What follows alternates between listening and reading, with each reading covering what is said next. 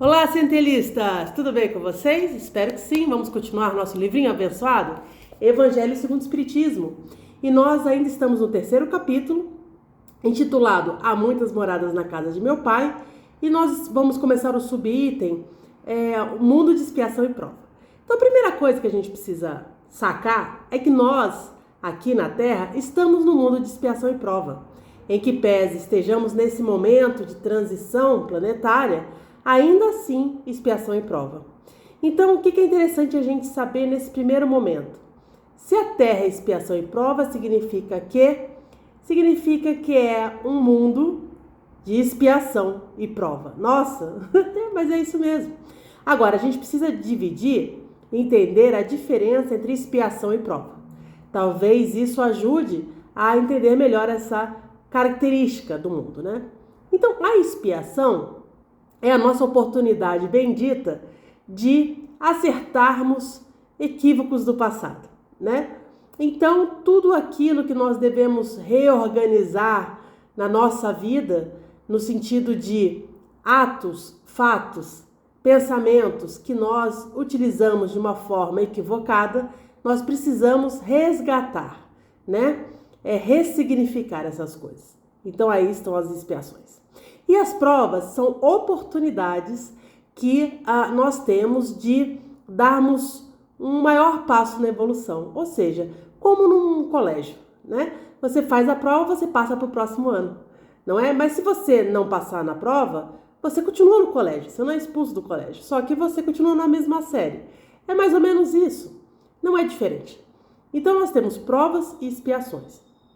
Não duvidem vocês que a Covid-19 foi uma grande prova, né? No qual, acreditem se vocês quiserem, nós já sabíamos que íamos passar por isso, né? E aceitamos vir no momento dessa prova para ver se nós poderíamos aproveitar essa prova e darmos um passo maior na evolução.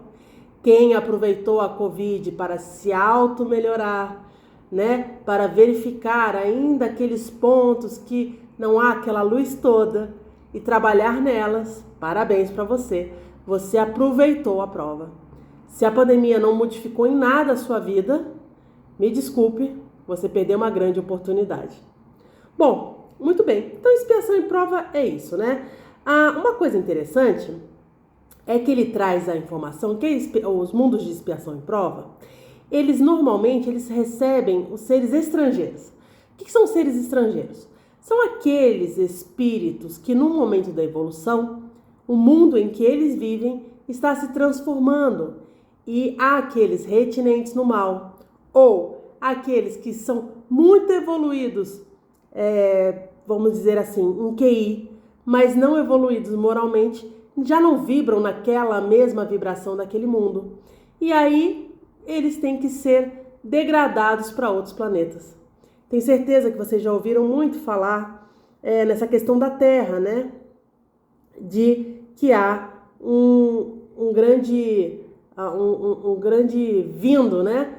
De seres que já eram bem evoluídos mentalmente, mas não moralmente, né? De capela, né? E vieram para cá.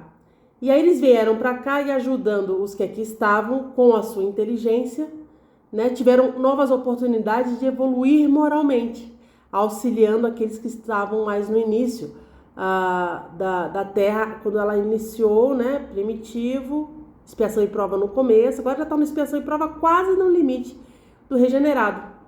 Então é assim que funciona. Agora que a Terra está indo para a transição de regenerado, essa vibração anterior, né, de expiação e prova já não vai mais coadunar com a Terra. Então aqueles seres que ainda foram renitentes no mal, que ainda só evoluíram a parte intelectual, não evoluíram a parte moral, da mesma forma dos capelinos que vieram para a Terra, sairão da Terra e vão para outro lugar de expiação e prova, mais atrasado, para que, da mesma forma que os capelinos tiveram oportunidade aqui, os que aqui estão e que não vão estar nessa mesma vibração da Terra vão ter novas oportunidades em planetas de expiação e prova mais atrasados, nos quais eles vão poder auxiliar com a inteligência que já tem e terem uma nova oportunidade de desenvolver a parte moral. Se nós formos espertos, aproveitamos e fazemos o nosso melhor hoje, né? Porque Jesus diz quem herdará a terra, né? Os mansos, os pacíficos. Então que a gente já aprenda a ser assim hoje, para a gente poder herdar a terra regenerada, né? Porque esse nível de expiação e prova, beijo, tchau, né? Bom, muito bem. Então essa é uma informação interessante. Depois ele segue e fala dos mundos regenerados, né? Olha que interessante. Os mundos regenerados servem de transição entre os mundos de prova e expiação e os mundos felizes. Então, assim, é um período, né? Uma transição. Ele não é um mundo em si, né? É uma vibração que antecede os mundos felizes. Então, o que o pessoal fala muito aqui no livro, né? É um momento de convalescência, uma descansadinha, né? Na evolução, no sentido, assim, de já não estarmos nessa vibração de expiação e prova, né? E aí ele vai dizendo aqui, ó, nesses mundos não existe mais o orgulho que silencia o coração. Olha que lindo! Não existe mais o orgulho que silencia o coração, a inveja que tortura e o ódio que sufoca. A palavra amor faz parte de todos os pensamentos e está em todas as mentes. Olha que lindo! Maravilha, né? Quer dizer, o amor ele já vai tendo um destaque muito maior. Aí pode-se dizer, então já não há mais o mal? Ainda há, mas ele é diminuto. O amor, a evolução, as virtudes são maiores e há o mal, mas ele é diminuto. Quando nós formos aos mundos felizes, aí já diz, né? Já não há o mal. Mas aqui na regeneração ainda há o mal. De uma forma bem, vamos dizer assim, diminuta mesmo, pequenina, né? Diferente do que a gente tem ainda na Terra, né? Bom, muito bem. E aí ele fala uma coisa interessante, olha, na regeneração, o homem ainda pode fracassar. Olha que importante isso. Porque o mal não perdeu completamente o seu domínio. É diminuto, mas ele existe. Não avançar é recuar. Olha que interessante, né? Porque a gente sabe, e o Livro dos Espíritos nos diz, que nós podemos, que a gente não perde as qualidades, as virtudes que a gente vai galgando ao longo das vidas. E que a gente não vai retrogradar, né? A gente não perde as nossas virtudes.